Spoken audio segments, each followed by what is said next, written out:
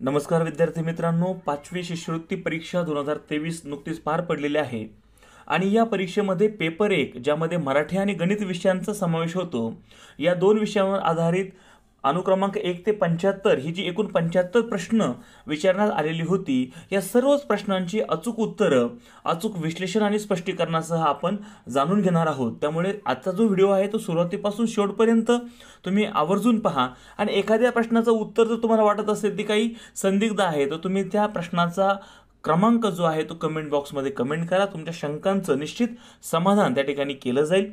आणि मित्रांनो, तुमच्यासमोर जे प्रश्न येणार आहेत यासाठी मी ABCD या 4 संचांपैकी जो सेट ए आहे, संच ए, या संचातील प्रश्नांचा त्या ठिकाणी मी विचार केलेला आहे आणि सेट एच्या माध्यमातून तुम्ही BCD या संचाची सुद्धा प्रश्न जे काय आहे त्यांचं विश्लेषण हे जाणू शकता। तर मित्रांनो, हा व्हिडिओ आवर्जून पहा।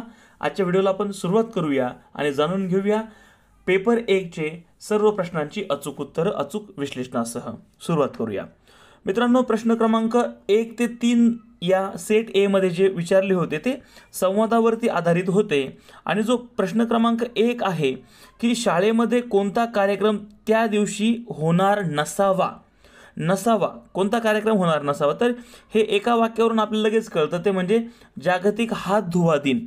मित्रांनो, आपल्याला माहिती आहे की जागतिक हात धुवा दिन जो आहे तो आपण शाळेमध्ये दरवर्षी साजरा करतो। पहिलं जे सत्र आहे त्या सत्रामध्ये किंवा दिवाळीच्या सुट्टी लागण्याच्या पूर्वी ऑक्टोबर महिन्यामध्ये हा दिवस आपण साजरा करतो आणि तो जागतिक हात धुवा दिन आहे तो 15 ऑक्टोबर रोजी आपण साजरा करतो मित्रांनो। आणि 15 ऑक्टोबर ही डॉक्टर APJ अब्दुल कलाम यांची जयंती आहे आणि डॉक्टर APJ अब्दुल कलाम यांची जी जयंती आहे ती महाराष्ट्र शासनानं वाचन प्रेरणा दिवस म्हणून त्या ठिकाणी साजरं करायला सुरुवात केलेली आहे। म्हणजे पहिल्या प्रश्नाचं अचूक उत्तर आहे कोणता दिवस त्या दिवशी नसावा, साजरा होणार नसावा, तर मित्रांनो पहिल्याचं अचूक उत्तर आहे पर्याय क्रमांक 4, लोकमान्य टिळकांची पुण्यतिथी ही 1 ऑगस्ट रोजी असते, म्हणून 1चं अचूक उत्तर आहे पर्याय क्रमांक 4। आता दुसरा जो प्रश्न आहे की संवादामध्ये प्रत्यक्ष सहभागी असणाऱ्या व्यक्ती किती जणांमध्ये बोलणं प्रत्यक्षात झालेलं आहे असं विचारलेलं होतं। आणि मित्रांनो, जर आपण याच्यामध्ये प्रत्यक्षात जर पाहिलं तर याच्यामध्ये सगळ्यात महत्त्वाचं ते म्हणजे प्रमोद आणि आईमध्ये संवाद झालेला आहे, त्याचबरोबर बाबा बोलतायत, आजी बोलते, त्यानंतर इकडे जर पुढे आपण पाहायला गेलं तर सोनालीचं पण बोलणं झालेलं आहे आणि त्या ठिकाणी काका जे शाळेमध्ये मुलांना सोडायला जाणार आहेत त्यांचंही बोलणं झालंय। अशा एकूण 6 जणांचं त्या ठिकाणी या संवादामध्ये प्रत्यक्ष सहभाग आहे आणि म्हणून प्रश्न क्रमांक 2चं अचूक उत्तर आहे पर्याय क्रमांक 2, 6। तिसरा प्रश्न आहे वरील संवादात उल्लेखलेला संदेश कोण असावा, तर मित्रांनो संदेश कोण असावा या ठिकाणी एक काकांचं एक त्या ठिकाणी बाबांचं एक वाक्य आहे की अरे संदेशवरून आठवलं आपला संदेश येणार नाही आज, तर मित्रांनो संदेश जो आहे तो ड्रायव्हर असावा, कारण की तो सोडायला येणार आहे तो ड्रायव्हर असावा आणि नंतर काका मुलांना सोडायला जाणार आहेत, तर 3चं उत्तर आहे 1, संदेश हा ड्रायव्हर असावा। प्रश्न क्रमांक 4 मध्ये त्या ठिकाणी एक स्क्रम्बल ऑर्डरनं 16 अक्षरं दिलेली होती आणि या 16 अक्षरांपासून एक अर्थपूर्ण म्हण तयार करायची होती आणि अर्थपूर्ण म्हणीतलं 6वं अक्षर विचारलेलं होतं। तर एक गाणं आहे मित्रांनो की आले देवाजीच्या मना तेथे कोणाचे चालेना, आणि हीच त्या ठिकाणी ही म्हण या ठिकाणी तयार होते, आले देवाजीच्या मना तेथे कोणाचे चालेना, आणि म्हणून या म्हणीतलं 6वं अक्षर विचारलंय, आले देवाजीच्या, च्या हे 6वं अक्षर आहे, म्हणून 4थ्याचं अचूक उत्तर आहे पर्याय क्रमांक 4। आता प्रश्न क्रमांक 5 मध्ये एक अधोरेखित शब्द आहे सुबक। वाक्य असं होतं, दारापुढे रेखाटलेली रांगोळी अशी सुबक असायची की पाहणारे तोंडात बोट घालत, आणि या अधोरेखित शब्दासाठी समानार्थी शब्द विचारलाय। सुबकचा समानार्थी शब्द काय, तर मित्रांनो सुबकचा समानार्थी शब्द आहे फैनाबाज, आणि हे जे पाठ्यपुस्तकामधलं हे शब्द आहे, धड्याखाली जे शब्द दिलेले असतात त्या शब्दार्थमध्ये त्यामधला हा शब्द आहे सुबक म्हणजे फैनाबाज। 5चं उत्तर आहे पर्याय क्रमांक 3। 6 साठी प्रश्न विचारला होता की भविष्यकाळी असलेलं वाक्य कोणतं, तर पर्याय क्रमांक जो 4 आहे, कायद्यानुसार मुलीला शिकवावेच लागेल। तर मित्रांनो हे जे काही क्रियापद आहे यावरून हे कळतंय की 4 नंबरचं वाक्य आहे ते भविष्यकाळी असणार आहे। त्याच्यानंतर 7वं जे वाक्य आहे, एक प्रश्न जो होता की वाक्यातील अधोरेखित शब्दाचा योग्य अर्थ पर्यायामधून निवडायचा होता, म्हणजे हे सुद्धा समानार्थी शब्द आपल्याला निवडायचा होता. जन्मतःच वाचादोष असलेल्या बाळाचा यामध्ये काय दोष? तर पहिला जो वाचा दोष आहे या दोष खाली अधोरेखित केलेला आहे. वाचा दोष म्हणजे वाचता येत नाहीये किंवा जन्मतःच त्याला वाचण्याचा काही संबंध नाही. वाचा दोष म्हणजे त्याला बोलता येत नाहीये. तर हे जे काय आहे तर हे एक व्यंग आहे. त्याच्यामुळं याचं उत्तर आहे पर्याय क्रमांक 1. 7चं अचूक उत्तर आहे पर्याय क्रमांक 1. व्यंग या अर्थानं हा शब्द आलेला आहे. प्रश्न क्रमांक 8 मध्ये काय दिलंय की दिलेल्या ओळींमधील विशेषण ओळखा. आता ते जे कविता आहे इयत्ता 3ची त्याच्यामधलं हे एक पंक्ती आहे. थंडी आली पेटवा आकटी शेका हात गार. त्या ठिकाणी हात हे जे काही नाम आहे त्याबद्दल विशेषण आहे गार हात, आणि म्हणून 8चं उत्तर आहे पर्याय क्रमांक 2 गार.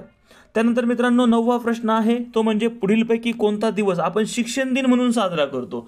हा दिवस सुद्धा आपण शाळेमध्ये साजरा करतो. देशाचे पहिले शिक्षण मंत्री त्या ठिकाणी मौलाना अब्दुल कलाम आझाद यांची जी काही जन्मदिवस आहे 11 नोव्हेंबर हा शिक्षण दिन म्हणून साजरा करतो, म्हणून 9चं उत्तर आहे पर्याय क्रमांक 4.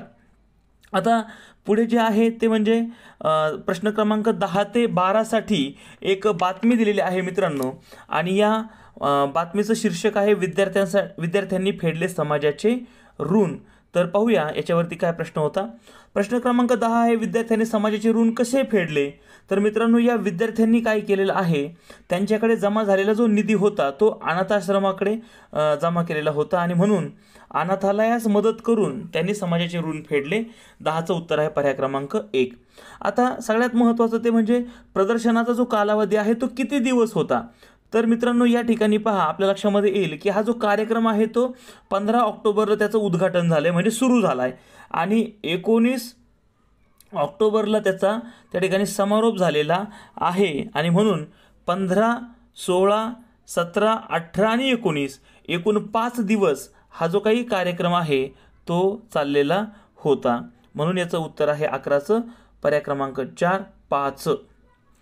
पुढचा प्रश्न आहे तो म्हणजे बातमीचा जो विषय आहे तो कोणत्या घटकावर आधारित आहे?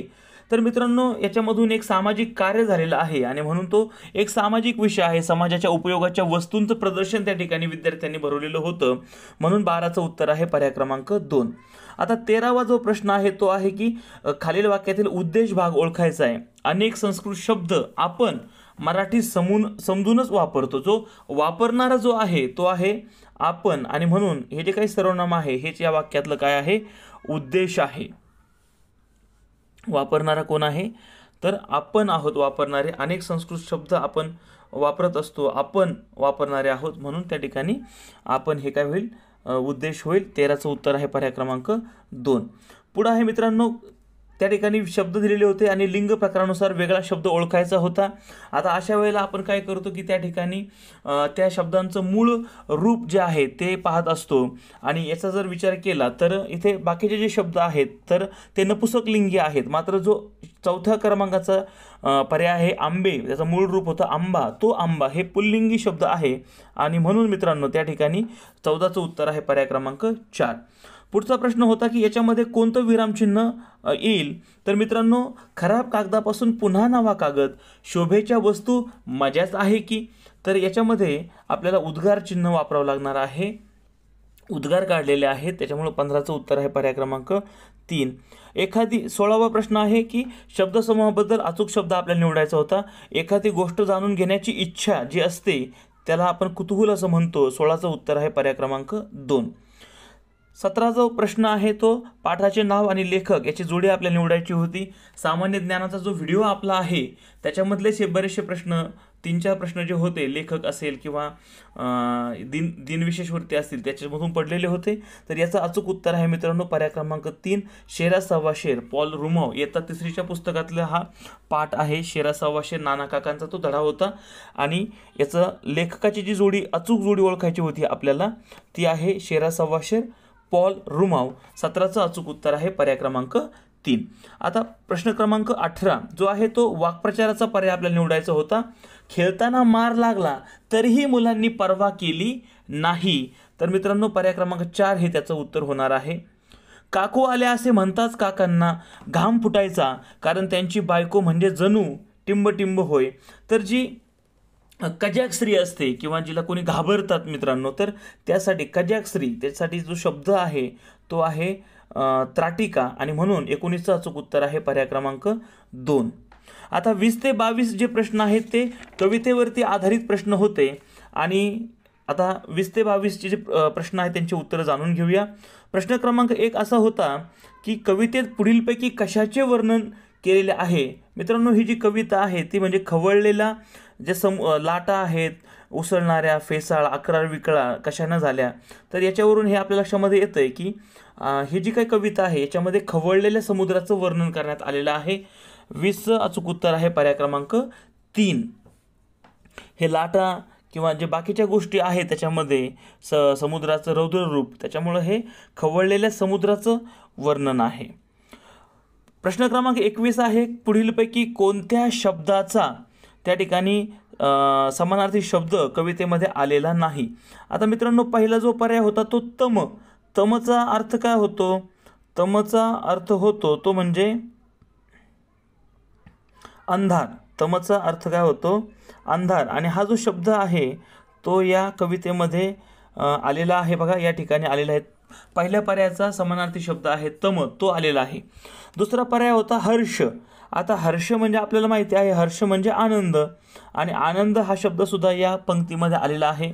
आणि तिसरा शब्द आहे तो म्हणजे जलधी. जलधी म्हणजे समुद्र, आणि म्हणून त्या ठिकाणी पर्याय क्रमांक जो 4 आहे तो म्हणजे पाणी. पाणी या अर्थाचा त्या ठिकाणी समानार्थी शब्द किंवा पाणी या अर्थाचा शब्द कवितेमध्ये आलेला नाही. 21चं उत्तर आहे पर्याय क्रमांक 4. प्रश्न क्रमांक 22 मध्ये काय आलंय की चुकीचं विधान कोणतं? निळ्या सागरात लाटा उसळल्या होत्या, बरोबर आहे. निसर्गापुढे माणसाची ताकद कमी पडते, बरोबर आहे, कारण की शेवटच्या ज्या ओळी होत्या निसर्गाच्या या खेळापुढे मानवाचे सामर्थ्य हरे, त्याच्यामुळं ते पण बरोबर आहे.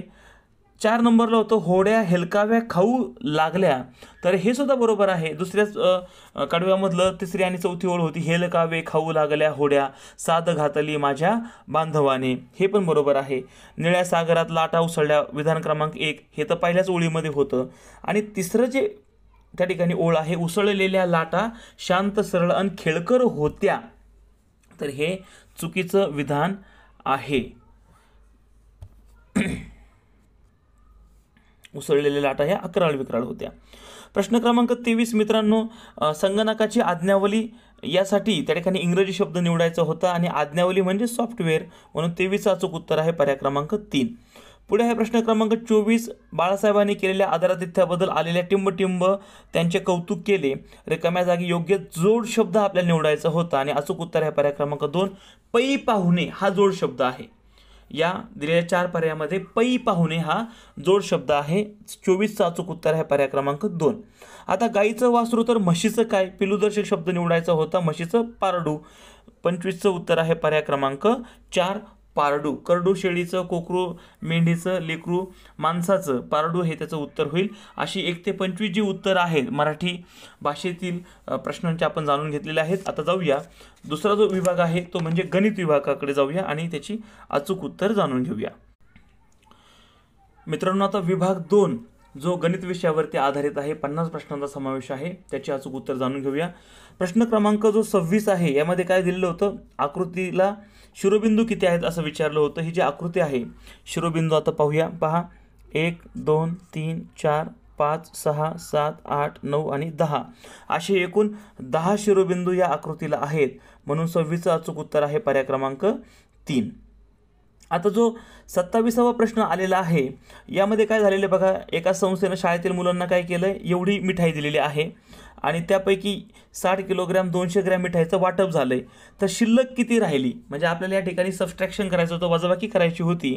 आणि मग सरळ सरळ इथं बिनहाच्याची वजाबाकी आहे, त्याच्यामुळे जास्त काही अवघड नव्हतं.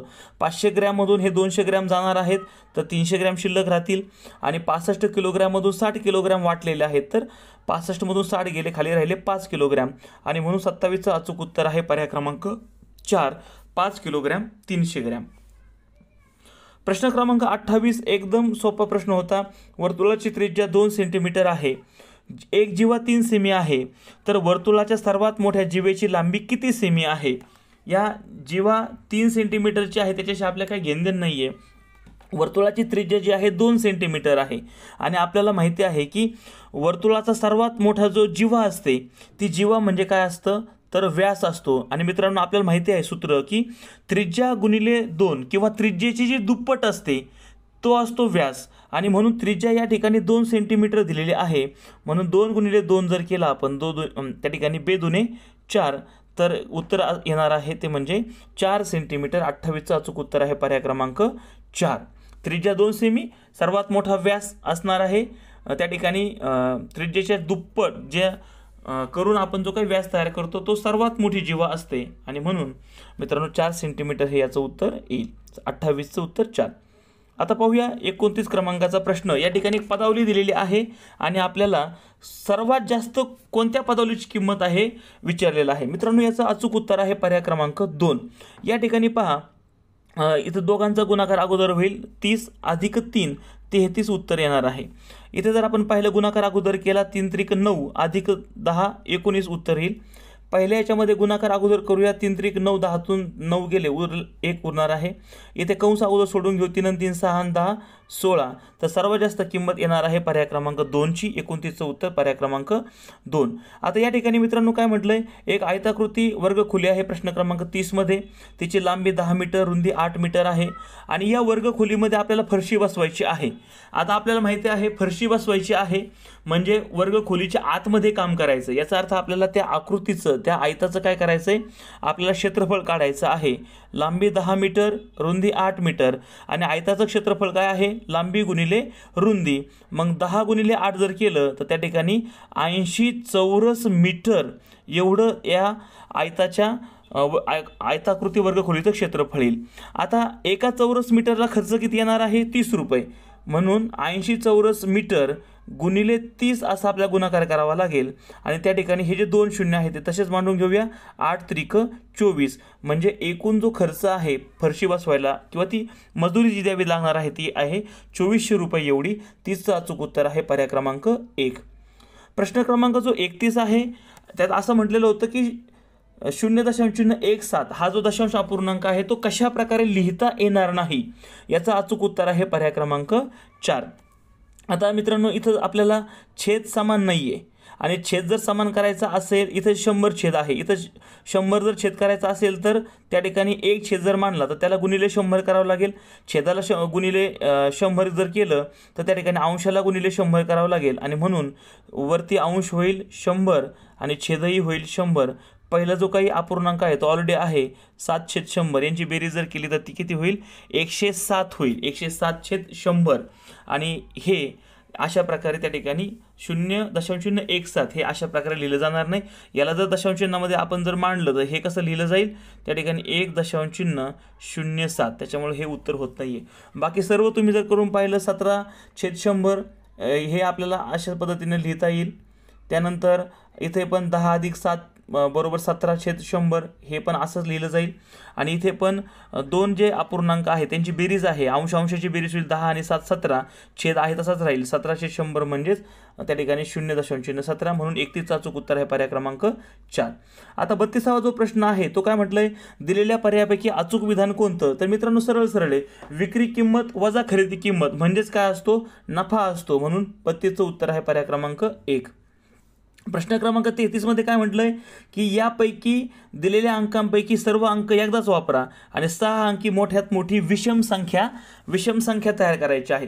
आता तुम्हाला माहिती आहे दिलेल्या अंकातला आपल्याला संख्या जर तयार करायची असेल मोठ्यात मोठी तर आपण दिलेल्या अंकांचा उतरता क्रम लावणार. म्हणून 1 नंबरला आपण काय करणार 9 लिहिणार. नंतर त्यापेक्षा जो लहान आहे तो 7 येईल. नंतर 5 येईल. त्याच्यानंतर 3 नंतर 1 आणि शेवटी येणार आहे 0.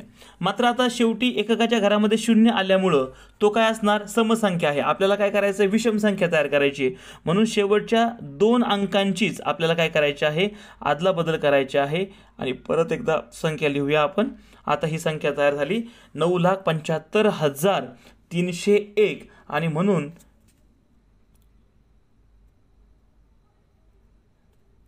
याचं जे अचूक उत्तर आहे ते आहे पर्याय क्रमांक 3 9,75,301. 33चं अचूक उत्तर आहे पर्याय क्रमांक 3, 9,75,301. आता जाऊया पुढच्या प्रश्नाकडे. प्रश्न क्रमांक जो 34 आहे,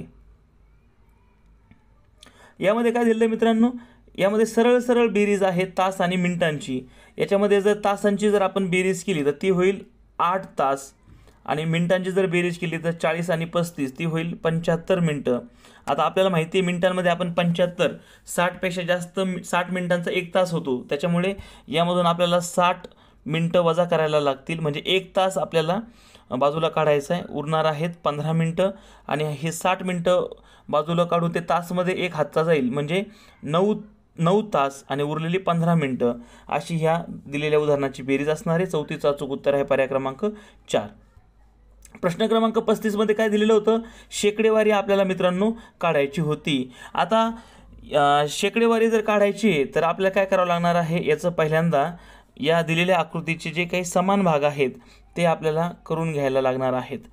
जर या आकृतीचं आपण जर पाहिलं मित्रांनो तर 1 2 3 1 2 3 4 5 6 7 8 एकूण समान भाग आहेत 8. 8 भागांपैकी 1 2 3 4 5 6 भाग हे रंगवलेले आहेत, आणि मग रेखांकित भागाची शेकडेवारी आपल्याला काढायची आहे. जर 8 पैकी 6 भाग रंगवलेले आहेत म्हणजे पाऊण भाग त्या ठिकाणी रंगवलेला आहे, आणि म्हणून या ठिकाणी याचं अचूक उत्तर आहे पर्याय क्रमांक 2. प्रश्न क्रमांक 35चं अचूक उत्तर आहे पर्याय क्रमांक 2. 75% एवढा भाग त्या ठिकाणी रंगवलेला आहे. आता पुढचा प्रश्न आहे तो म्हणजे मित्रांनो, यामध्ये सोपा प्रश्न दिलेला होता की चंदूला एका तासाला क्ष अक्षर याप्रमाणे 5 तास व आलीनं एका तासाला म अक्षरे याप्रमाणे 6 तास टंकलेखन केलं तर दोघांनी मिळून किती अक्षरांचं टंकलेखन केलं, म्हणजे बेरीज करायची होती. आता एका तासाला क्ष अक्षर त्यांनी एका तासाला क्ष अक्षरे याप्रमाणे 5 तासाला किती, तर मग काय येईल त्याची मांडणी 5 क्ष, किंवा जसं आपण एक्स मानतो तसं इथं 5 क्ष होईल. आणि म अक्षरे त्या ठिकाणी एका तासाला म अक्षरे याप्रमाणे 6 तास टंकलेखन केलं, 6 म, आणि या दोघांनी मिळून किती अक्षरांचं टंकलेखन म्हणून अधिक येईल. तर 36चं अचूक उत्तर आहे पर्याय क्रमांक 4, 5 क्ष अधिक 6 म. आता पुढे आहे, या ठिकाणी काय दिलंय, एका दूध केंद्रामध्ये 1 लिटरच्या 300 पिशव्या आणि 50 मिलीलिटरच्या 600 पिशव्या होत्या. तर त्या दिवशी 560 लिटर दुधाचं वाटप केलं तर किती लिटर दूध शिल्लक राहिलं. आता 1 लिटरच्या 300 पिशव्या अर्थातच 300 लिटर, 1 लिटरची 1 पिशवी म्हणजे 300 लिटर हे झालं. 500 मिलीलिटर म्हणजे अर्धा लिटरच्या 600 पिशव्या आहेत. अर्धा लिटर 2 पिशव्यांचं मिळून 1 लिटर होईल, म्हणून 600 भागिले 2 केलं तर किती उरणार आहे, 300 लिटर होईल. त्या ठिकाणी 2 6 हे 2 शून्य आहेत असे मांडले. तर मित्रांनो एकूण दूध केंद्रामध्ये दूध किती होतं, 300 लिटर आणि 300 लिटर. 1 लिटरच्या पिशव्यांचं 300 लिटर, अर्धा लिटरच्या पिशव्यांचं 300 लिटर, एकूण दूध होतं 600 लिटर. आणि या 600 लिटर दुधामधून 560 लिटर दुधाचं वाटप झालंय, म्हणजे वजाबाकी करायला लागेल. त्या ठिकाणी शून्यातून 0 गेला, 0 राहिला. या ठिकाणी आपल्याला शेजारच्याकडून मदत घ्यायला लागेल. हातचा घेऊ आपण 1, 10 मधून 6 गेले 4, आणि शतकाच्या ठिकाणी काहीच राहणार नाही, 5तून 5 जाणारे 0 राहील, आणि म्हणून त्या ठिकाणी 40 लिटर एवढं दूध शिल्लक राहील. 37चं अचूक उत्तर आहे पर्याय क्रमांक 1.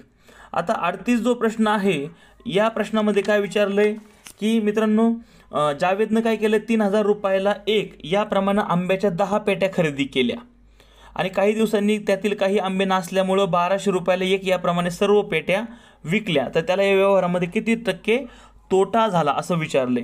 आता लक्षात घ्या, 10 पेट्या, 1 पेटी 3000ला त्यांनी घेतली, तर 10 पेट्यांची किंमत किती झाली, तर 30,000 रुपये एवढी किंमत या पेट्यांची होणार आहे. खरेदी केली त्यांनी 30,000, म्हणजे खरेदी किंमत झाली 30,000. आता आंबे नासायला लागल्यामुळे त्यांनी काय केलं, 1 पेटी जी आहे ती 1200ला विकली. अशा या 10 पेट्या त्यांनी विकून टाकल्या, म्हणजे 30,000ला खरेदी केली, 12,000ला पेट्या त्यानं काय केल्या, विकल्या. तर मित्रांनो अक्षरशः या व्यवहारामध्ये 30,000 खरेदी किंमत आहे, विक्री किंमत 12,000 आहे. 30,000 मधून 12,000 जर आपण वजा केले तर आपल्याला मिळणार आहेत 18,000 रुपये. एवढा तोटा त्याला या व्यवहारामध्ये झालेला आहे. आणि त्या ठिकाणी जर आपण याची टक्केवारी जर काढली मित्रांनो तर ती 60% एवढी येणार आहे. म्हणून त्याला किती टक्के तोटा झाला, तर 60% एवढा तोटा झाला आहे. 38चं उत्तर आहे पर्याय क्रमांक 2. आता प्रश्न क्रमांक 39 मध्ये काय म्हटलेलं आहे, तर उतरत्या क्रमाने संख्या मांडायच्यात आणि शेवटून येणारी दुसरी आणि चौथी संख्या याच्यामधला फरक काढल्यास दशकाच्या ठिकाणी कोणता अंक येईल असं विचारलेलं आहे. तर मित्रांनो, आता उतरता क्रम लावायचा म्हटल्यानंतर मोठ्याकडून लहान्याकडे आपल्याला जायचंय आणि मग त्या ठिकाणी उतरत्या क्रमामध्ये 1 नंबरला जी संख्या येणार आहे ती 42,000 सुरू झालेली संख्या येईल 1 नंबरला.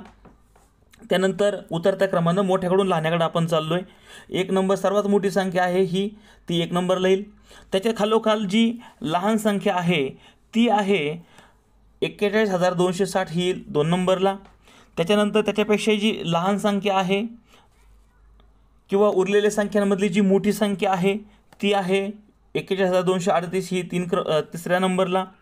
त्यानंतर उरलेल्या 2 मधली जी मोठी आहे ती आहे 41,237 ती येईल 4थ्या क्रमांकाला आणि उरलेली संख्या सर्वात लहान आहे ती सर्वात शेवटी जाईल 5व्या क्रमांकाला. आता आपल्याला काय म्हटलंय, शेवटून म्हणजे आता उतरता क्रम आहे, मोठ्याकडून आपण लहान्याकडे गेलेलो आहोत. मग आता शेवटची जी संख्या आहे ती त्या ठिकाणी शेवटून आता डावीकडे जर गेलो आपण, शेवटची जी आहे 5व्या क्रमांकावरची सर्वात लहान संख्या ती उजव्या बाजूचा विचार केला, शेवटचा जर विचार केला तर ती 1ल्या क्रमांकाला राहील. शेवटून दुसरी येणारी म्हणजे 4थ्या क्रमांकाची संख्या आहे ही 41,237 आणि शेवटून 4थ्या क्रमांकाची संख्या म्हणजे त्या ठिकाणी 2ऱ्या क्रमांकावरची जी आहे संख्या ती आहे 41,260 आणि यांचा जर फरक काढला, वजाबाकी जर केली मित्रांनो, तर त्या ठिकाणी काय होईल, एककाच्या शून्यामधून 7 जाणार नाही, हे शेजारच्याकडून आपल्याला मदत घ्यायला लागेल. 10तून 7 गेले 3 राहिले, एककामध्ये 3 आला आणि दशकाची जर वजाबाकी केली 5 दशकातून 3 दशक गेले, उरतील 2 आणि म्हणून त्या ठिकाणी 39चं अचूक उत्तर आहे पर्याय क्रमांक 3. दशकाच्या ठिकाणी येणारा अंक आहे 2. आता जाऊया पुढच्या प्रश्नाकडे. प्रश्न क्रमांक 40 मध्ये काय म्हटलेलं आहे की 2 रिम कागदांपैकी 2 ग्रोस कागद मुद्रणासाठी वापरले तर किती डझन कागद शिल्लक राहील. आता मित्रांनो, आपल्याला माहिती आहे 1 रिम म्हणजे 480 कागद, तर 2 रिम म्हणजे किती, गुणाकार करावा लागेल. 2 रिमचे कागद आहेत 960. आता या 960 कागदांपैकी 2 ग्रोस कागद छपाईसाठी वापरलेले आहेत. आता 1 ग्रोस म्हणजे किती, 144 म्हणजे 12 डझन. असे 2 ग्रोस कागद आहेत. 2 ग्रोस म्हणजे 288. आता 960 पैकी 288 कागद वापरले तर उरलेले कागद किती, वजाबाकी करावं लागेल. उरलेले कागद आहे 672. तर विचारले काय, किती डझन कागद शिल्लक राहिले. डझनामध्ये उत्तर केलंय, 1 डझन म्हणजे 12 म्हणून भागिले 12 करावं लागेल. संक्षिप्त रूप जर त्या ठिकाणी आपण दिलं तर 12 पंचे 60 उरतील 7, 12 आहे 72. तर मित्रांनो 56 डझन कागद उरतील. 40चं अचूक उत्तर आहे पर्याय क्रमांक 2. प्रश्न क्रमांक 41 मध्ये काय म्हटलं मित्रांनो की पुढीलपैकी कोणते विधान अचूक आहे. अचूक आहे म्हणजे त्या ठिकाणी आपल्याला बरोबर हे जे विधान आहे ते विचारलेलं आहे. तर याचं अचूक उत्तर आहे पर्याय क्रमांक 2. 18च्या सर्व विभाजकांपैकी फक्त 3 विभाजक समसंख्या आहेत. कसं, तर प्रत्येक संख्येचे विभाजक ही ती संख्या स्वतः असते आणि सगळ्यात महत्त्वाचं 1 हा प्रत्येक संख्येचा विभाजक आहे. हे झाले 2 विभाजक. याच्या व्यतिरिक्त 2च्या पाढ्यामध्ये 18 आहे, 3च्या पाढ्यामध्ये 18 आहे, 6च्या पाढ्यामध्ये 18 आहे. हे झाले या 18चे सर्व विभाजक. आता विचारले की 3 विभाजक हे समसंख्या आहेत. मग 18 सम आहे, 2 सम आहे आणि 6 सम आहे. म्हणजे 3 संख्या या समसंख्या विभाजक, 3 विभाजक हे समसंख्या आहेत. म्हणून 41चं अचूक उत्तर आहे पर्याय क्रमांक 2. अचूक विधान ओळखायचं होतं, विधान 2 हे अचूक आहे. प्रश्न क्रमांक 42 मध्ये काय म्हटलेलं आहे की 41ने विभाज्य असलेल्या समसंख्या जर चढत्या क्रमाने लावल्या तर 4थ्या स्थानावर येणारी समसंख्या कोणती असेल. तर मित्रांनो आता बघा, 41ने विभाज्य असलेल्या समसंख्या याचा अर्थ 41च्या पाढ्यामधल्या संख्या आपल्याला विचारात घ्यायच्या होत्या आणि समसंख्या जर चढत्या क्रमाने लावल्या तर 4थ्या स्थानावर येणारी समसंख्या कोणती. म्हणजे आता 41चा जो टेबल आहे तो आपल्याला म्हणायचा होता आणि जो आहे 41 मध्ये एककाच्या घरामध्ये 1 जो आहे तो विषम आहे आणि आपल्याला माहिती आहे की त्या ठिकाणी विषम गुणिले जर सम केलं तर काय येणार आहे, सम येणार आहे. विषम गुणिले विषम जर केलं तर उत्तर विषम येणार आहे. म्हणून त्या ठिकाणी जे सम म्हणजे 41 टू जा 41 फोर जा 41 दुने 41 चोक 41 आहे असं जे आपण म्हणणार आहे त्या ठिकाणचे जे संख्या आहेत ते समसंख्या असणार आहेत. 41 एक 41 विषम, 41 त्रिक ते सुद्धा काय येणार आहे, विषम येणार आहे, कारण की एक हा विषम आलेला आहे. म्हणून मग आता सम त्या ठिकाणी जर आपण म्हणत गेलो तर पाहूया 41 दुने काय होणार आहे 82, त्यानंतर 41 चोक जे आहे असं करत करत 41 आठे जे आहे मित्रांनो ते आहे 328, कारण की दुने चोक साहे आणि आठे ही जे काही 41 आठे म्हणून जी संख्या येणार आहे ती चौथी समसंख्या या पाढ्यामधली असेल आणि म्हणून अचूक उत्तर आहे पर्याय क्रमांक 1 328. आता याच्यामध्ये काय करायचं होतं, दिलेल्या आकृतीतील प्रत्येक चौरसाची बाजू जी 1.5 सेंटीमीटर आहे तिची आपल्याला परिमिती काढायची होती. आता ही चौरस जोडलेले आहेत एकमेकाला, प्रत्येक चौरसाची जी काही बाजू आहे ती आहे 1.5 सेंटीमीटर. आता हे 3 चौरस त्या ठिकाणी त्यांची बाजू होईल 4.5, हे परत 3 आहेत, हे 3 आहेत, त्याच्यानंतर हे पहा खालचे हे जे 3 आहेत खालची जी बाजू आहे त्याचे पण 4.5 सेंटीमीटर होईल, या ठिकाणी 4.5 आणि ही 4.5, म्हणजे हे जे काही वरच्या आणि खालच्या मिळून 6 बाजू आहेत यांचं मिळून त्या ठिकाणी दोन्हींचं मिळून 9 त्रिक 27 सेंटीमीटर एवढी परिमिती होईल. आता राहिलेल्या ह्या बाजू 1.5 सेंटीमीटर, 1.5 आणि 1.5 3, 4.5 6, 7.5 आणि 9, तर मित्रांनो 27 सेंटीमीटर अधिक 9 सेंटीमीटर जर केलं तर 36 सेंटीमीटर एवढी परिमिती या आकृतीची असणार आहे. म्हणून 43चं अचूक उत्तर आहे पर्याय क्रमांक 4. प्रश्न क्रमांक 44 कडे आता आपण जाऊया. या ठिकाणी काय म्हटलेलं आहे तर 169 हे अंक कोणत्याही स्थानी असलेल्या एक अंकी व 2 अंकी एकूण वर्गसंख्या किती. तर मित्रांनो आता आपल्याला एक अंकी ज्या वर्गसंख्या आहेत ती आहे 1 4 आणि 9. आता 2 अंकीचा जर विचार केला तर 16, त्यानंतर 25 36 49, त्याच्यानंतर 64 आणि 81 या ज्या संख्या आहेत या एक अंकी आणि 2 अंकी वर्गसंख्या आहेत. आता काय म्हटले कोणत्याही स्थानी 169 हे अंक असलेल्या वर्गसंख्या एक अंकी आणि 2 अंकी किती.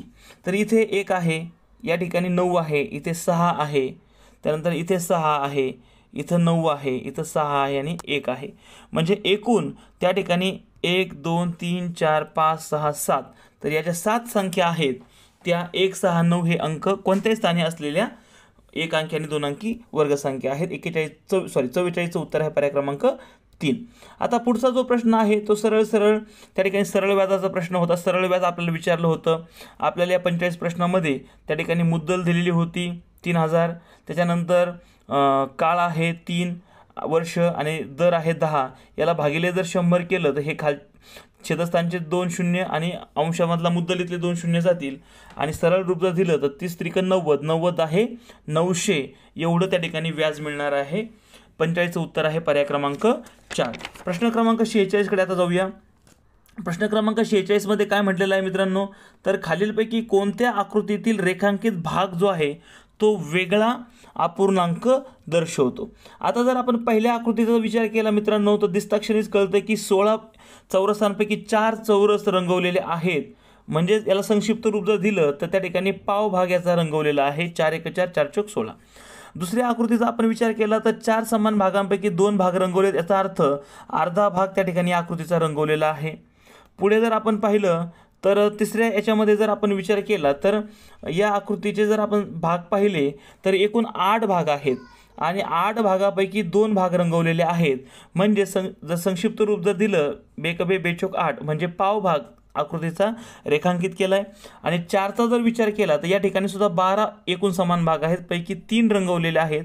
संक्षिप्त रूप जर दिलं 3 1 3 3 चौक 12 म्हणजे त्या ठिकाणी पावभाग रंगवलेला आहे. 1 3 आणि 4 मध्ये पावभाग रेखांकित आहे, पर्याय क्रमांक 2 मध्ये मात्र अर्धा भाग रेखांकित आहे. म्हणून वेगळं जो आहे वेगळा अपूर्णांक दर्शवणारी आकृती आहे पर्याय क्रमांक 2. 46चं अचूक उत्तर आहे पर्याय क्रमांक 2. प्रश्न क्रमांक 47 मध्ये काय म्हटलंय 1000 रुपयांची वस्तू 30% नफा घेऊन विकली तर त्याला किती रुपये नफा झाला. तर 1000चे आपल्याला 30% काढायचं झालं तर मित्रांनो काय होईल, हे जे 2 शून्य आहेत ते जातील आणि 30 10 300, तर सरळ सरळ उदाहरण होतं. 47चं अचूक उत्तर आहे पर्याय क्रमांक 3, 300 रुपये. 48 मध्ये काय म्हटलेलं आहे की लोकेश आणि रोशन एका कंपनीत काम करतात. रोशनला एका महिन्याचा पगार आहे 15,500. आता 15,500 कसे लिहितो आपण? 15,500. आणि लोकेशला आहे 18,500. 18,500 कसे लिहितो आपण? 17,750. तर मित्रांनो, या महिन्यामध्ये लोकेशला रोशनपेक्षा किती रुपये पगार जास्त मिळाला? तर आता या ठिकाणी आपल्याला जी मांडणी आहे ती कशा पद्धतीने करायला लागेल पहा. आता रोशनला लोकेशला जो पगार आहे तो जास्त मिळतोय, 18,500 रुपये, 17,750 रुपये. त्याच्यामुळे ही जी संख्या आहे ती आपल्याला वरती लिहायला लागेल. आणि जो रोशनचा पगार आहे 15,500 रुपये, ही संख्या आपण मांडली. सरळ सरळ बिनहत्याची वजाबाकी आहे. या ठिकाणी एककामध्ये 0 आला, दशकामध्ये 5 आहे तसा मांडला, शतकामध्ये 7, शतकातून 5 शतक गेले उरले 2, हजारामध्ये तीच परिस्थिती आहे, 7मधून 5 गेले उरले 2 आणि 1मधून 1 गेला उरले 0. उत्तर येते 2,250 रुपये.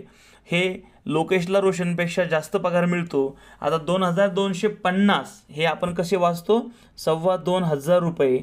48चं अचूक उत्तर आहे पर्याय क्रमांक 1. आता प्रश्न क्रमांक 19 मध्ये काय म्हटलेलं आहे की 2 खांबांची उंची अनुक्रमे 117 सेमी आहे, दुसऱ्याची 105 आहे. 2 खांब जर एकमेकांना जोडून एकच खांब तयार केला, म्हणजे या दोन्ही खांबांची जी काही उंची आहे त्याची आपल्याला एकत्र करायची आहे, म्हणजे बेरीज करायची आहे. 117 सेंटीमीटर अधिक 105 सेंटीमीटर. त्या ठिकाणी बेरीज जर केली 7 आणि 5 12, हातचा आला 1 आणि 1 2, 1 आणि 1 2. तर मित्रांनो उत्तर 222 सेंटीमीटर आलेलं आहे.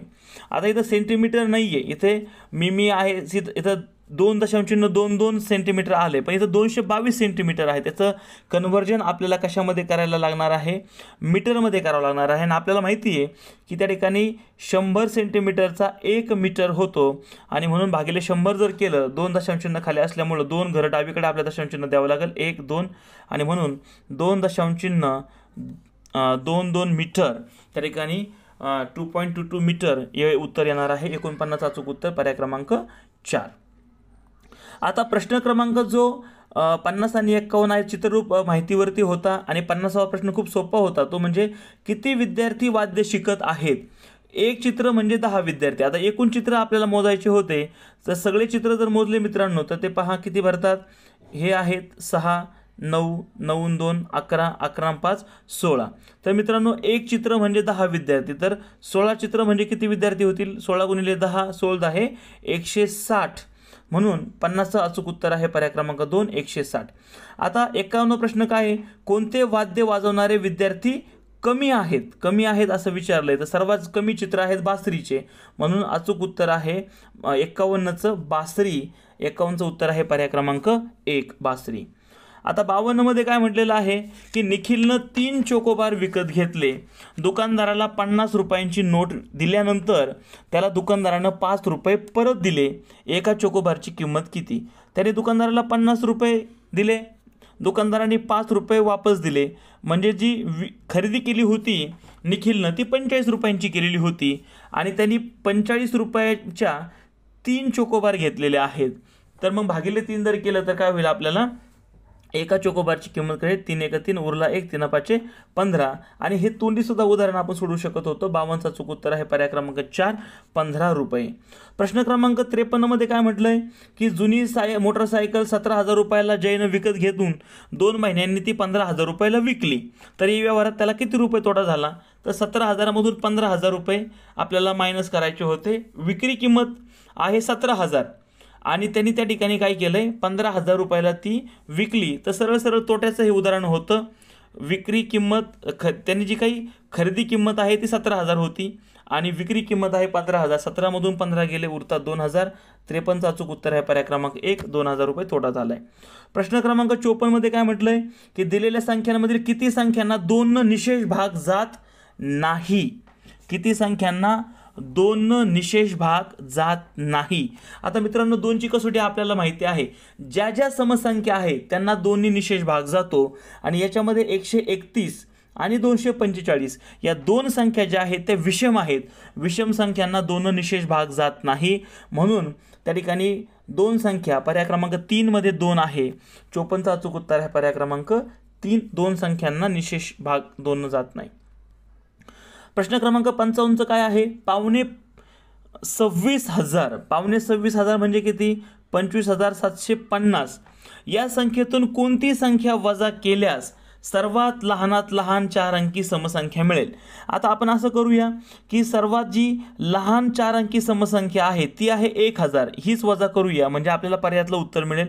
0,0, 5,5, 7,7, 5तून 1 गेला 4 आणि 2,2.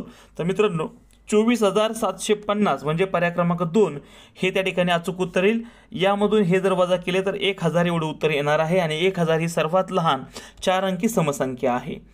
55चं उत्तर पर्याय क्रमांक 2. आता 56 जो प्रश्न आहे यामध्ये काय दिलेला आहे? तर मित्रांनो याच्यामध्ये 2010ला प्रजासत्ताक दिन जो आहे तो मंगळवारी आहे. प्रजासत्ताक दिन आपल्याला माहिती आहे 26 जानेवारीला असतो आणि त्या दिवशी वार आहे मंगळवार. तर शिक्षक दिन कधी येईल? तर मित्रांनो शिक्षक दिन जो आहे तो आहे त्या ठिकाणी 5 सप्टेंबर रोजी आपण शिक्षक दिन साजरा करतो. जर सर्वच कॅल्क्युलेशन आपण केलं तर जानेवारी महिन्यापासूनचं तर एकूण 222 दिवस होतात आणि याला जर भागिले 7 केलं तर 7 21 उरतो 1, 7 7, 12तून 7 गेले उरतात 5 म्हणजे 5 दिवस आपल्याला पुढे जावं लागणार आहे. जानेवारी महिन्यामध्ये 26 जानेवारीची तारीख वार आपल्याला दिलेला आहे. मग जानेवारीमधले 5 दिवस, फेब्रुवारीमधले 28 असे पुढे क्रमाक्रमाने आपण गेलं तर सप्टेंबरमधले 5 दिवस असे 222 दिवस होतात. त्याला भागिले 7 केलं उरतं उत्तर येतं 31.5. 5 वारांनी पुढे जायचं आहे. प्रजासत्ताक दिनी मंगळवार होता, त्यानंतर 5 जे वार आहेत पुढे जायचे आपल्याला मंगळवार, बुध, गुरु, शुक्र, शनी आणि रवी. म्हणून अचूक उत्तर आहे पर्याय क्रमांक 1 रविवार हे त्याचं उत्तर येणार आहे. प्रश्न क्रमांक 57 मध्ये काय म्हटलंय? तर त्या ठिकाणी आपल्याला रक्कम किती बँकेत ठेवल्या ते काढायचे. पहा, दर दिलेला आहे 5, त्या ठिकाणी मुदत दिलेली आहे 3 वर्ष आणि सरळ व्याज दिलेला आहे 1,500 रुपये. तर मुद्दल किती असं विचारलेलं आहे. तर त्या ठिकाणी आपण ज्या सूत्रामध्ये जर रकमा टाकल्या तर त्या ठिकाणी आपल्याला जो एक्स आहे, मुद्दल जर एक्स मानली तर ते आपल्याला काढायचे आहे. आता हे जे 100 आहेत इकडे गुणिले आहे भागिले आहेत, इकडे ते गुणिले होतील डाव्या बाजूला आणि 5 गुणिले 3 म्हणजेच 15 ते वरती गुणिले आहे ते इकडे खाली येऊन डाव्या बाजूला येऊन भागिले होतील. 15 1 15 आणि 100 गुणिले 100 काय होईल? 10,000.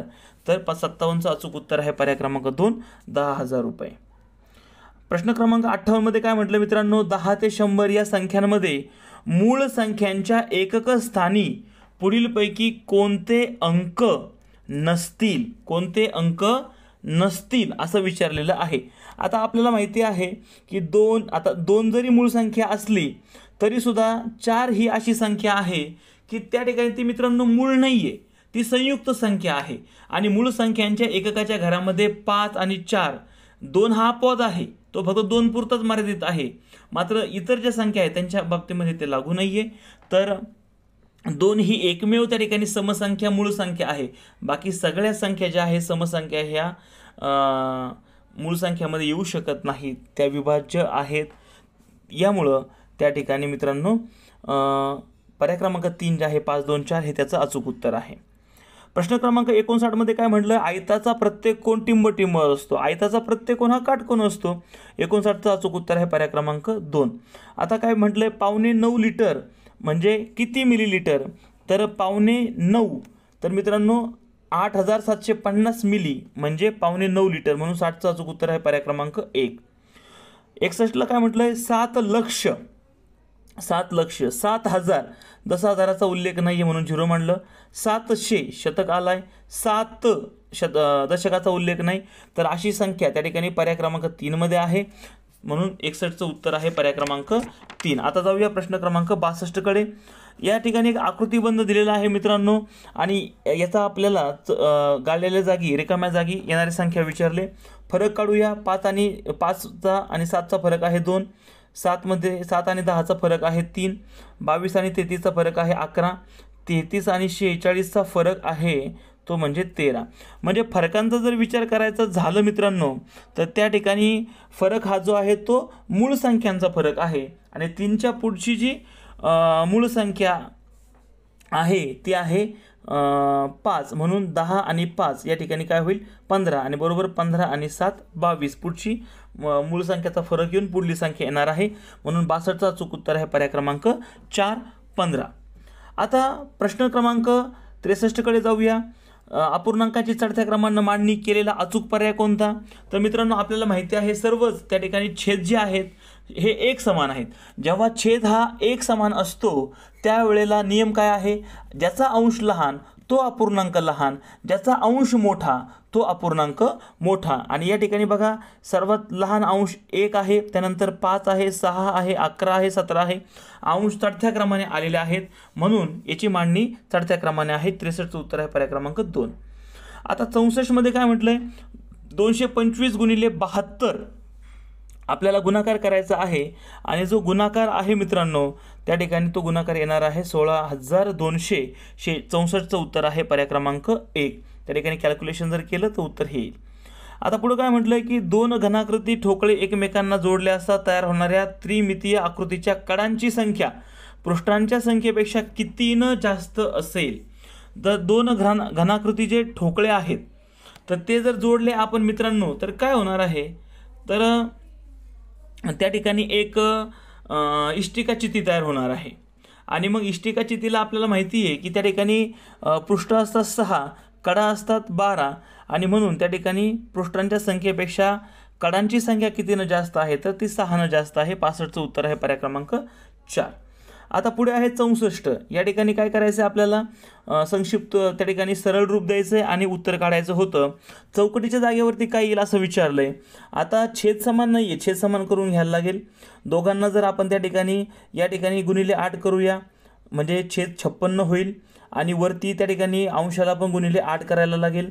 इथे छेदाला गुणिले 7 आणि इथे काय होईल त्या ठिकाणी अंशाला गुणिले 7 करावं लागेल. अंश आता आपण थोडक्यात x धरूया. आता इथे काय होईल? अंश किती होईल? 8 चोक 32, आणि 32 मधून जर 53 गेले तर उरतात किती मित्रांनो? 32. ह्या पहिल्या अपूर्णांकाला सरळ रूप दिलं तर काय होईल? छेद समान करताना 32/56 होणार आहे. इथे पण 56 येईल. अंश आपल्या काढायचा आहे. आता हा जो पहिला अपूर्णांक आहे तो उजव्या बाजूला जर नेला तर तो काय होईल? वजा होईल. 53/56, आणि दुसरा जो अपूर्णांक आहे तो वजा होईल 32. 53 मधून जर 32 जर गेले मित्रांनो, 3तून 2 गेला 1, 5तून 3 गेले 2, उरतात 21. म्हणजे या ठिकाणी 21 असायला पाहिजे. तर 7ला कोणत्या अंकानं गुणलं म्हणजे 21 येईल? तर 7 त्रिक 21, म्हणून 66चं अचूक उत्तर आहे पर्याय क्रमांक 3. पर्याय क्रमांक 3. आता जाऊया पुढच्या प्रश्नाकडे. सरळ प्रश्न होता. 60चे 30% किती? 60 गुणिले 30 भागिले 100 टक्के काढायचे आपल्याला. 2 शून्य त्या ठिकाणी गेले. साहित्रिक 18. 67चं उत्तर आहे पर्याय क्रमांक 4. आता 68 मध्ये काय म्हटलेलं आहे की गेल्या वर्षी शिष्यवृत्ती परीक्षेला इयत्ता 5वीचे एवढे विद्यार्थी बसले, 8वीचे एवढे विद्यार्थी बसले, तर एकूण विद्यार्थी किती बसले? तर मित्रांनो सरळ आपल्याला या ठिकाणी बेरीज करायची आहे, आणि ही जी बेरीज आहे ती येईल 6,65,772 एवढी येणार आहे. तर 68चं उत्तर आहे पर्याय क्रमांक 2. बेरीज करायची आहे, हातच्याची बेरीज आहे. उत्तर येणार आहे पर्याय क्रमांक 2. प्रश्न क्रमांक जो 69 आहे यामध्ये आपल्याला जे आहे सरळ रूप द्यावं लागणार आहे मित्रांनो या ठिकाणी. आणि जो छेद आहे तो जर आपण समान करून घेतला तर काय होईल? या ठिकाणी छेद 1000 आहे तो 1000 आपण करू शकतो. जो 2 नंबरचा जो अपूर्णांक आहे याला आपल्याला गुणिले 10 करावं लागेल, म्हणून अंशालाही 10 होईल. इथे गुणिले 100 करावं लागेल, अंशाला ही गुणिले 100 करावं लागेल. इथे काय होईल? सरळ रूप 200 येईल, इथे 40 येईल, आणि हे 5 म्हणजे 245 भागिले 100. आणि इथे पण आपल्याला जर सरळ रूप द्यायचं झालं मित्रांनो तर ते किती द्यायला लागणार आहे? इथे छेदाला आपल्याला 1000 आणि वरती पण गुणिले 1000 करावं लागेल. तिथे येईल 5000 म्हणजे 5245/1000 असं सरळ रूप येईल. आणि तसंच इथेही आपल्याला मांडणी करायला लागणार आहे. इथे गुणिले 10 करावं लागेल, छेदाला 10, कारण की छेद समान करून घ्यायचा आहे. इथे गुणिले 100 करावं लागेल, छेदाला गुणिले 100, आणि इथं छेद काहीच नाही म्हणून 1000 करावं लागेल गुणिले, आणि अंशाला गुणिले 1000. इथे अंश काय होईल? 2000. इथे होणार आहे 100, 2100, इथे होईल 30, 2130 आणि 2, 2132/1000. आता सरळ सरळ जर आपल्याला इथे वजाबाकीचं चिन्ह आहे, वजाबाकी करायला लागणार आहे 5245 वजा त्या ठिकाणी 2132 आणि जर सरळ रूप काय होईल, 5तून 2 गेले 3, 4तून 3 गेला 1, शतकाच्या 2 मधून 1 गेला 1, 5तून 2 गेले 3. आता छेदस्थानी 1000 आहे. आता असं तर काय पर्याय उत्तरामध्ये नाही आहे, त्या ठिकाणी दशांश चिन्हामध्ये उत्तर आहे. आता छेदस्थानी 3 शून्य असल्यामुळं 1, 2, 3 आणि या ठिकाणी दशांश चिन्ह येईल, म्हणून 3 दशांश चिन्ह 1, 1, 3 हे याचं उत्तर असणार आहे, पर्याय क्रमांक 3. याचं उत्तर आपण छेद समान न करता त्या ठिकाणी सरळ सरळ दशांश चिन्हामध्ये मांडणी करून सुद्धा आपण याचं उत्तर काढू शकतो. प्रश्न क्रमांक 70 जो आहे तो आहे की रियानं गणवेश शिवण्यासाठी 2.25 मीटर पांढरं आणि 2.25 मीटर निळ्या रंगाचं कापड विकत घेतलं, तर तिने एकूण किती मीटर कापड विकत घेतलं. आता 2.25 मीटर म्हणजे किती, 2.25 आणि 2.25 मीटर म्हणजे किती, 2.75. तर मित्रांनो 5 आणि 5 10, हात चाला 1, 7 आणि 2 9 1 10, हात चाला 1, 2 2 4 आणि 1 5. तर 5 मीटर एवढं कापड तिनं विकत घेतलं. सत्याचं उत्तर आहे पर्याय क्रमांक 1. प्रश्न क्रमांक 71 मध्ये काय म्हटलं की 3000 या संख्येला कितीनं भागला असता, भागाकार 85 आणि बाकी 25. जर आपण मांडणी जर केली तर भागाकार या चिन्हाच्या आधारे या ठिकाणी काय येईल, इथे मांडणी करूया आपण. आता 3000 ही संख्या आहे, भागाकार किती येणार आहे 85, 85, बाकी किती उरणार आहे तर 25 आणि आपल्याला भाजक विचारलेला आहे तो आपण x मानूया. आपल्याला माहिती मित्रांनो की त्या ठिकाणी जो भागाकार आणि भाजक असतो तर यांचा गुणाकार जर केला, या दोघांचा गुणाकार अधिक जी बाकी असते ती जर मिळवली तर आपल्याला त्या ठिकाणी ती दिलेली संख्या येत असतं. आणि याचं जर आपण सरळ रूप जर दिलं मित्रांनो तर त्या ठिकाणी अचूक उत्तर येणार आहे पर्याय क्रमांक 4. म्हणजे 35 या संख्येला जर भागलं तर भागाकार 85 आणि बाकी 25 येईल. 71चं उत्तर आहे पर्याय क्रमांक 4. प्रश्न क्रमांक 72 जो आहे त्याच्यामध्ये काय म्हटलं की 60 किलोमीटर अंतर पूर्ण करण्यासाठी मोटरसायकल स्पर्धेत भाग घेतला, 15 किलोमीटर ताशी वेगानं तो ते पूर्ण करतो. आता एका तासाला 15 किलोमीटर जातो म्हणजे 15 चोक 60 म्हणजे 4 तास त्याला मोटरसायकल चालवावी लागणार आहे. आता ही स्पर्धा 10:15 जर सुरू झाली तर ती किती वाजता किंवा तो निश्चित ठिकाणी किती वाजता पोहोचेल, तर 10:15च्या नंतर 4 तास म्हणजे 11:15, 12:15, 1:15 आणि 2:15. आता 2:15, 2.15 याच्यामध्ये दिलेलं नाही आहे. मध्यान्नोत्तर जे 24 ताशी घड्याळ दिलं आहे तर 12 म्हणजे दुपारचे जे 12 आहे त्यानंतर 2चा जर 2 वाजले म्हणजे किती तर 12 आणि 2 14, तर 14.15 वाजता तो त्या ठिकाणी पोहोचणार आहे. त्या ठिकाणी 72चं अचूक उत्तर आहे पर्याय क्रमांक 1. प्रश्न क्रमांक 73 काय म्हणतोय तर मित्रांनो सरळ सरळ आहे. ही जी संख्या आहे ती आपल्याला उजवीकडे न्यायची आहे. इथे ती अधिक आहे, उजवीकडे नेल्यानंतर वजा होईल आणि या दोन्ही संख्यांची जर वजाबाकी केली तर मिळणारी संख्या ही चौकटीमध्ये येणार आहे. 73चं अचूक उत्तर आहे पर्याय क्रमांक 2. आणि सरळ सरळ आहे. 8 मधून 2 गेले 6. एककाच्या दिलेल्या चारही संख्यांमध्ये एककाच्या घरामध्ये 6 फक्त इथंच आहे, त्याच्यामुळे पूर्ण तुम्हाला उत्तर काढायची सुद्धा किंवा क्रिया करायची गरज नव्हती. फक्त एककाची वजाबाकी केली तरी उत्तर आपल्याला मिळतंय लगेच.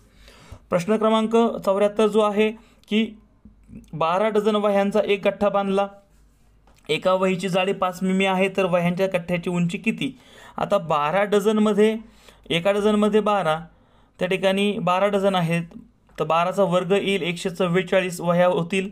एका वहीची जाडी आहे 5 मिमी गुणिले 5 करावं लागेल, 5 चोक 20, 5 चोक 20 आणि 2 22, परत ते 2 हातच्याले 5 1 5 आणि 2 7, 720 मिलीमीटर एवढी त्या ठिकाणी त्या वह्यांच्या गठ्ठ्याची जाडी होणार आहे. 74चं उत्तर आहे पर्याय क्रमांक 2. शेवटचा प्रश्न आहे प्रश्न क्रमांक 75 की पूर्णांकयुक्त अपूर्णांकामध्ये त्या ठिकाणी रूपांतर करायचं होतं. पूर्णांकयुक्त अपूर्णांकात रूपांतर करताना छेदाने अंशाला भाग द्यावा लागतो. 3 1 3 उरले 1, 17 झाले आता 3 5 15, 17तून 15 गेले उरले 2 आणि छेदस्थानाचा 3 आहे तसाच पर्याय क्रमांक 4 हे त्याचं उत्तर होणार आहे. तर मित्रांनो 75चं उत्तर आहे त्या ठिकाणी पर्याय क्रमांक 4.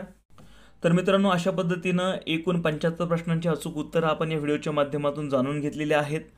आणि एखाद्या प्रश्नाबद्दल जर तुम्हाला काही शंका वाटत असेल, तर तुम्ही संदिग्धता वाटत असेल, तर निश्चितच सेट आणि त्या सेटमधील तो ज्या क्रमांकाचा प्रश्न आहे ते नमूद करा. तुमच्या शंकांचं निश्चितच 100% समाधान हे केलं जाईल. आपण संपूर्ण व्हिडिओ पाहिला त्याबद्दल मी आभारी आहे. आणि मित्रांनो, दुसऱ्या पेपरचा व्हिडिओसुद्धा स्पर्धागुरू या चॅनलवरती उपलब्ध असेल आणि म्हणून स्पर्धागुरू हा माझा चॅनल आवर्जून सबस्क्राईब करा आणि या व्हिडिओची लिंक तुमच्या इतरही 5वी स्कॉलरशिपसाठी बसलेल्या विद्यार्थी मित्रांना फॉरवर्ड करायला विसरू नका. पुढे जे 5वी स्कॉलरशिपसाठी येणारे विद्यार्थी आहेत 4थीचे, त्यांच्यापर्यंतही हा व्हिडिओ पाठवा आणि स्पर्धागुरू हा चॅनल स्पर्धा परीक्षांची तयारी करण्यासाठी नियमितपणे पाहत रहा. धन्यवाद.